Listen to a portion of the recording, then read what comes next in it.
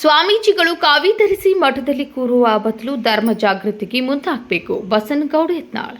ಹಿಂದೂ ಸ್ವಾಮಿಗಳು ಹಾಗೂ ಮಠಾಧೀಶರು ಕಾವಿ ಧರಿಸಿ ಮಠದಲ್ಲಿ ಕೂರುವ ಬದಲು ಇಂತಹ ಧರ್ಮ ಜಾಗೃತಿ ಕಾರ್ಯಗಳಿಗೆ ಮುಂದಾಗಬೇಕು. ಆವಾಗ ಮಾತ್ರ ಹಿಂದೂ ಧರ್ಮ ಉಳಿಯಲು ಸಾಧ್ಯ ಎಂದು ಶಾಸಕ ಬಸನಗೌಡ ಪಾಟೀಲ್ ಯತ್ನಾಳ್ ಹೇಳಿದರು. ತಾಲೂಕಿನ ನಂದಗಡ ಗ್ರಾಮದ ವಿರಕ್ತ ಮಠದಲ್ಲಿ ನಡೆದ ಹಿಂದೂ ಮಹಾಜ್ಯೋತಿ ಪಾದಯಾತ್ರೆ ಮತ್ತು ಧರ್ಮ ಜಾಗೃತಿ ಕಾರ್ಯಕ್ರಮ ಸಮಾರೋಪ ಕಾರ್ಯಕ್ರಮ ಉದ್ಘಾಟಿಸಿ ಮಾತನಾಡಿದ ಅವರು, ನಮ್ಮ ಹಿಂದೂ ಸಂಸ್ಕೃತಿಗೆ ಸಾವಿರಾರು ವರ್ಷಗಳ ಇತಿಹಾಸವಿದೆ. ಅಲ್ಲದೆ ಅದನ್ನು ನಾಶ ಮಾಡಲು ಹಲವಾರು ಜನ ಪ್ರಯತ್ನ ಪಟ್ಟರೂ ಸಾಧ್ಯವಾಗಿಲ್ಲ. ಆದರೆ ನಮ್ಮ ಕೆಲವು ಸ್ವಾಮೀಜಿಗಳು ನಮ್ಮ ಧರ್ಮದ ಬಗ್ಗೆ ಮಾತನಾಡುವುದನ್ನು ನೋಡಿದರೆ ವಿಷಾದವೆನಿಸುತ್ತದೆ. ಆದರೆ ನಮ್ಮ 19ನೇ ವಯಸ್ಸಿನಲ್ಲಿ ಚನ್ನವೀರ ಸ್ವಾಮೀಜಿಯವರು ಇಂತಹ ದೊಡ್ಡ ಕಾರ್ಯಕ್ಕೆ ಕೈ ಹಾಕಿರುವುದು ಹೆಮ್ಮೆಯ ವಿಷಯ ಎಂದರು. ಅಲ್ಲದೆ ನಂದಗಡ ಹಾಗೂ ಕ್ರಾಂತಿವೀರ ಸಂಗೊಳ್ಳಿ ರಾಯಣ್ಣನ ಬಗ್ಗೆ ನನಗೆ ಅಪಾರ ಭಕ್ತಿ ಮತ್ತು ನಂಬಿಕೆ ಇದೆ. ಏಕೆಂದರೆ ನಾನು ಸಕ್ಕರೆ ಕಾರ್ಖಾನೆ ಕಟ್ಟುವ ಪ್ರಕರಣ ಸುಮಾರು ವರ್ಷಗಳಿಂದ ಹೈಕೋರ್ಟ್ನಲ್ಲಿ ನಡೆದಿತ್ತು. ಆದರೆ 2 ವರ್ಷಗಳ ಹಿಂದೆ ಕಾರ್ಯ ನಿಮಿತ್ತ ನಂದಗಡ ಮಾರ್ಗವಾಗಿ ತೆರಳುವಾಗ ರಾಯಣ್ಣನ ಸಮಾಧಿಗೆ ನಂದಗಡಕ್ಕೆ ಬಂದು ಕಾಲಿಡುವ ಮುನ್ನವೇ ನನ್ನ ಕೇಸು ಹೈಕೋರ್ಟ್ನಿಂದ ಬಿಡುಗಡೆಯಾಯಿತು. ಆದ್ದರಿಂದ ಅವತ್ತೇ ರಾಯಣ್ಣನಿಗೆ ಬೇಡಿಕೊಂಡಂತೆ ಪ್ರತಿ ಸ್ವಾತಂತ್ರ್ಯೋತ್ಸವದಂದು ಬರುವ ಭಕ್ತರಿಗೆ ಅನ್ನ ಸಂತರ್ಪಣೆ ಮಾಡುತ್ತಾ ಬಂದಿದ್ದೇನೆ ಎಂದರು. ಇನ್ನು ಇಡೀ ದೇಶ ಅಡ್ಡಾಡ್ಬೇಕಾದ್ರೆ ಯಾವ ಭಾಷೆದಾಗ ಮಾತಾಡ್ತೀವಪ್ಪ? ನಮ್ಗೆ ಇಂಗ್ಲೀಷ್ ಬರೋದು ಅಂದರೆ ಹಿಂದಿ ಒಳಗೆ ಮಾತಾಡೋದು ಅನಿವಾರ್ಯ ಐತಿ.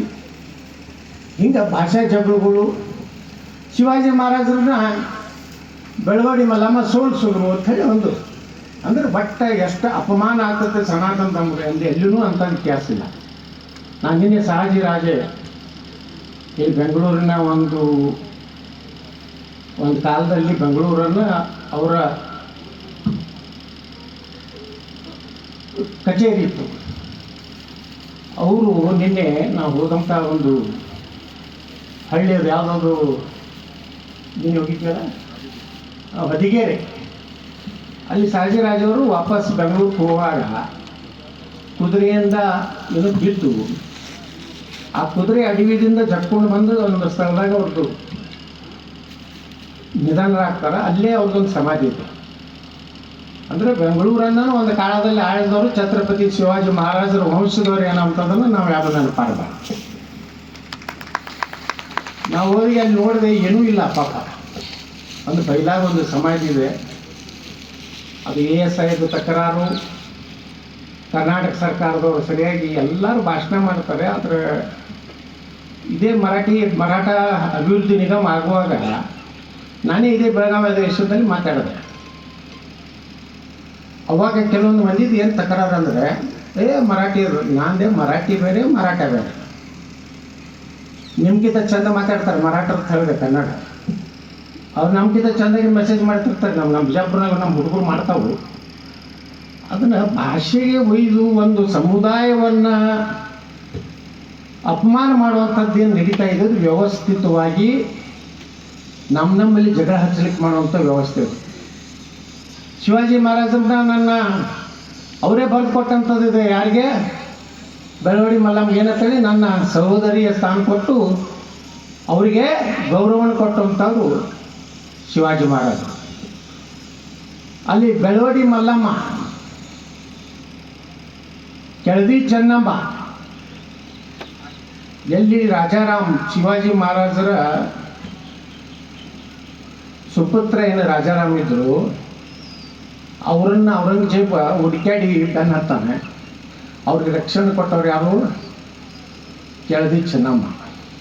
ಇಡೀ ಆ ಹೆಣ್ಮಗಳ ಇಡೀ ರಾಜ್ಯನ ಹಾಳಾಗೋದು ಸಹಿತ ನಾವು ಮಾತು ಕೊಟ್ಟಿನಿ ಅಂತೇಳಿ ಈ ರೀತಿ ಶಿವಾಜಿ ಮಹಾರಾಜರ ಸಂಬಂಧ ಇವತ್ತು ನೋಡ್ರಿ ಇಲ್ಲಿ ಈ ಪುಣ್ಯಭೂಮಿ ಇಲ್ಲಿ ಈ ಮಠದ ಒಂದು ಪೂಜ್ಯ ಚನ್ನವೀರ ಸ್ವಾಮಿಗಳು ಹಿಂದೆ ಮಠ ಸ್ಥಾಪನೆ ಮಾಡಿದ್ರು. ಸಂಗೊಳ್ಳಿ ರಾಯಣ್ಣ ತನ್ನ ಏನಾದರೂ ಏನು ಗಲ್ಲು ಶಿಕ್ಷೆ ಆಗಬೇಕಾದ್ರೆ ಇದೇ ಭೂಮಿಯಲ್ಲಿ ಆಗ್ಬೇಕಂತೇಳಿ ಬಿಡ್ಕೊಂಡ. ಇದೇ ಗಿಡದ ಕೆಳಗೆ ನನಗೆ ಸಮಾಧಿ ಆಗ್ಬೇಕು ಬಿಡ್ಕೊಂಡ. ಇವತ್ತು ನಂದಗಡ ಅನ್ನುವಂಥದ್ದು ಇಡೀ ದೇಶದಲ್ಲಿ ಅಲ್ಲ ವಿಶ್ವದಲ್ಲೇ ಒಂದು ಪ್ರಖ್ಯಾತಿ ಆಗುವಂಥ ಒಂದು ಊರು ಇವತ್ತು ನಂದಗಡ ಇದೆ. ನಂದಗಡದ ಒಂದು ಪುಣ್ಯಭೂಮಿ ಇದೆ. ನಾನೇ ನನ್ನ ಸ್ವಂತ ಉದಾಹರಣೆ ನಾನು ಇದನ್ನು ಹೇಳ್ತೀನಿ. ನಾನು ಸಕ್ಕರೆ ಕಾರ್ಖಾನೆ ಮಾಡಿದ್ದು ಚಿಂಚೋಳಿ ತಾಲೂಕಿನಲ್ಲಿ. ಸುಪ್ರೀಂ ಕೋರ್ಟ್ನಲ್ಲಿ ಕೇಸ್ ನಡೆದಿತ್ತು. ನಾನು ವಿಧಾನಸಭೆ ಅಧಿವೇಶನ ಮುಗಿಸಿ ಶುಕ್ರವಾರ ಮುಗೀತು ಅಧಿವೇಶನ. ಮುಂಜಾನೆ 6-7 ಗಂಟೆಗೆ ನಾ ಇಲ್ಲಿ 8 ಗಂಟೆಗೂ ಬಿಟ್ಟೆ ಇಲ್ಲಿ ಬೆಳಗಾವಿಯಿಂದ. 10-10:30 ಆಗಿತ್ತು. ನಾ ಇಲ್ಲಿ ಬಂದು ಸಂಗೊಳ್ಳಿ ರಾಯಣ್ಣವರ ಏನಲ್ಲಿ ಸಮಾಧಿಯಲ್ಲಿ ಒಳಗೆ ಹೋಗ್ತಾ ಇದ್ದೆ. ದಿಲ್ಲಿದಿಂದ ಫೋನ್ ಬಂತು, ಸುಪ್ರೀಂ ಕೋರ್ಟ್ನಲ್ಲಿ ನೀವು ಕೇಸ್ ಗೆದ್ದಿದ್ದೀರಿ, 1 ವಾರದಲ್ಲಿ ನಿಮ್ಮ ಸಕ್ಕರೆ ಕಾರ್ಖಾನೆ ಪ್ರಾರಂಭ ಆಗಬೇಕು. ನೋಡಿ ಅಷ್ಟು ಸತ್ಪುರುಷರು ಎಲ್ಲಿರ್ತಾರೆ ಅಲ್ಲಿ ಒಂದು ಶಕ್ತಿ ಇದ್ದೇ ಇರ್ತದೆ. ಅಂಥದ್ದೊಂದು ನಂದಗಢದಲ್ಲಿ ಒಂದು ದೊಡ್ಡ ಶಕ್ತಿ. ಇವಾಗ ಸಂಗೊಳ್ಳಿ ರಾಯಣ್ಣವರು ಅಲ್ಲಿ ಹುಡುಗರು ಇದ್ದರು, ಬಂದು ಇಂಥದ್ದು ಹುಡುಗರು ಅಷ್ಟೇ ಇದ್ರು ಅವಾಗ. ಅವ್ರು ಹೇಳಿದ್ರು, ವರ್ಷ ಒಂದು ನಾವು ಕಾರ್ಯಕ್ರಮ ಮಾಡ್ತೀವಿ, ಪ್ರಸಾದದ ವ್ಯವಸ್ಥೆ. ಆಯ್ತಪ್ಪ, ಏನು ನಾನು 1,000 ಕೋಟಿ ರೂಪಾಯಿ ಬಂಡವಾಳ ಹಾಕಿದಂಥ ಒಂದು ಕಾರ್ಖಾನೆಗೆ ಸಂಗೊಳ್ಳಿ ರಾಯಣ್ಣನ ಪವಿತ್ರ ಭೂಮಿಗೆ ಬಂದ ಮೇಲೆ ನನಗೆ ಟಿಕೆಟ್ ಅಂದ ಮೇಲೆ ನಾನೇ ಮಾಡ್ತೀನಿ ಅಂತೇಳಿ ಒಂದು 2 ವರ್ಷದಿಂದ ನಾನು ಇಲ್ಲ ಅನ್ನ ಪ್ರಸಾದವನ್ನು ಮಾಡ್ತಾಯಿದ್ದೀನಿ. ಇದಕ್ಕೆ ಜಾತಿ ಗೀತಿ ಅನ್ನೋ ಸಂಬಂಧ ಇದ್ದವರು ಎಲ್ಲರೂ ನಮ್ಮ ದೇಶ ರಕ್ಷಣೆಗಾಗಿ, ಧರ್ಮ ರಕ್ಷಣೆಗಾಗಿ ಹೇಳ್ತಾರಲ್ಲ. ನಮ್ಮಲ್ಲಿ ಕವಿಯೊಬ್ಬ ಶಿವಾಜಿಯವರು ಹುಟ್ಟದೇ ಇದ್ದರೆ ಕಾಶಿ ಕಲಾ ಜಾತಿ ಮಥುರಾ ಮಸ್ಜಿದ್ ಹೋತಿ, ಅगर ಶಿವಾಜಿನ ಹೋತಾ ತು ಸಬ್ಕ ಹೋತಿ ಸುನ್ನತ್ ಅಂತ ಹೇಳ್ತಾರೆ. ಅಂದ್ರೆ ನಾವು ಯಾರೂ ಹಿಂದೂಗಳಾಗಿ ಇರ್ತಿರಲಿಲ್ಲ. ಯಾರೂ ಹೇಳ್ತಾರೆ, ನಮ್ಮ ಗುರುಗಳು ಏನಾಗಿ ಹೋದ್ರಲ್ಲ, ನಮ್ಮ ಕ್ಷತ್ರಿಯ ಮರಾಠದ ಜಗದ್ಗುರುಗಳು, ನಾವೆಲ್ಲ ಇಲ್ಲಿ ಕೇಸರಿ ಹಾಕ್ಕೊಂಡು ಕುಂಕುಮ ಹಚ್ಕೊಂಡು ಭಂಡಾರ ಹಚ್ಕೊಂಡು ಅಡ್ಡಾಡುವಂಥದ್ದು ಪರಿಸ್ಥಿತಿ ಇರಲಿಲ್ಲ. ಶಿವಾಜಿ ಮಹಾರಾಜರು ಮೊಘಲರ ನಾಶ ಮಾಡಿದಂಥ ಒಂದು ದೊಡ್ಡ ಶಕ್ತಿ ಶಿವಾಜಿ ಮಹಾರಾಜರು. ಸಂಭಾಜಿ ರಾಜನವ್ರಿಗೆ ಎಷ್ಟು ತೊಂದರೆ ಮಾಡಿದ್ರು ಅಂತಂದು ನಿಮ್ಗೆ ಗೊತ್ತಿದೆ. ಅಷ್ಟೆಲ್ಲ ಚಿತ್ರ ಹಿಂಸೆ ಕೊಟ್ಟರು ಸಹ ಧರ್ಮಾಂತರ ಮಾಡಲಿಲ್ಲ. ಅವರು ಮತ್ತೊಂದು ಧರ್ಮವನ್ನು ಆಸೆ ಪಡಲಿಲ್ಲ.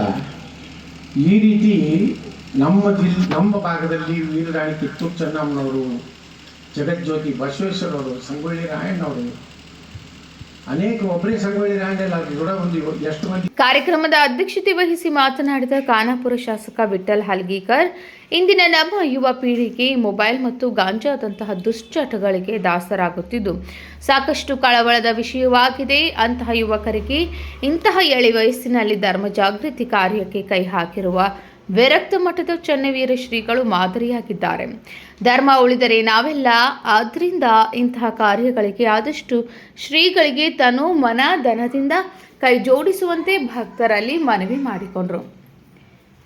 ಈ ಸಂದರ್ಭದಲ್ಲಿ ಮುರುಘಾ ಮಠದ ಮಲ್ಲಿಕಾರ್ಜುನ ಸ್ವಾಮೀಜಿಗಳು, ಗೋಸಾಯಿ ಮಹಾಸಂಸ್ಥಾನ ಮಠದ ಜಗದ್ಗುರು ವೇದಾಂತಾರ್ಯ ಮಹಾಸ್ವಾಮಿಗಳು, ಪಾರಿಶ್ವ ಹಿರಿ ಮುನವಳ್ಳಿಯ ಶಿವಾಚಾರ್ಯ ಸ್ವಾಮಿಗಳು, ಅಭಿನವ ಬಸವರಾಜ ದೇವರು, ಮಾಜಿ ಶಾಸಕ ಅರವಿಂದ್ ಪಾಟೀಲ್, ಬಿಜೆಪಿ ಮುಖಂಡ ಪ್ರಮೋದ್ ಕೋಚೇರಿ, ಧನಶ್ರೀ ದೇಸಾಯಿ, ಪಂಡಿತ ಓಗ್ಲೆ ಜ್ಯೋತಿಬಾ ಭರಮಪ್ಪನವರ್, ಶ್ರೀಕಾಂತ್ ಇಟಗಿ, ಕಾಂಗ್ರೆಸ್ ಮುಖಂಡ ಮಹಾಂತೇಶ್ ರಾವುತ್, ಜೆಡಿಎಸ್ ಮಹಿಳಾ ಜಿಲ್ಲಾಧ್ಯಕ್ಷೆ ಮೇಘಾ ಕುಂದರ್ಗಿ, ಕರವಿ ಅಧ್ಯಕ್ಷ ವಿಠಲ ಹಿಂಡಲ್ಕರ್ ಉಪಸ್ಥಿತರಿದ್ದರು. ನೆರೆದಿದ್ದ ಗಣ್ಯರನ್ನ ಗಂಗಾಧರ ಮಡ್ಡಿಮನಿ ಸ್ವಾಗತಿಸಿದರು. ವಿವೇಕ ಕೊರಗುಂದ ಸ್ವಾಗತಿಸಿ ವಂದಿಸಿದರು. Nagesh Naikar, KMM news, Khanapur.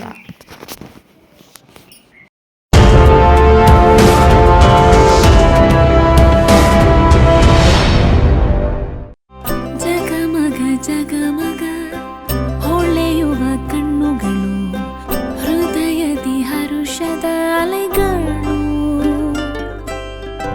ಬಂದಿದೆ ಶುಭಗಳಿಗೆ, ಪ್ರೀತಿಯ ಗಳಿಗೆ, ರೇಷ್ಮೆಯಲ್ಲಿ ಸುತ್ತಿದ ಸ್ವರ್ಣಗಳಿಗೆ. BS Channabasappa and Sons, The Textile Mall, Tilakvadi, Belagavi.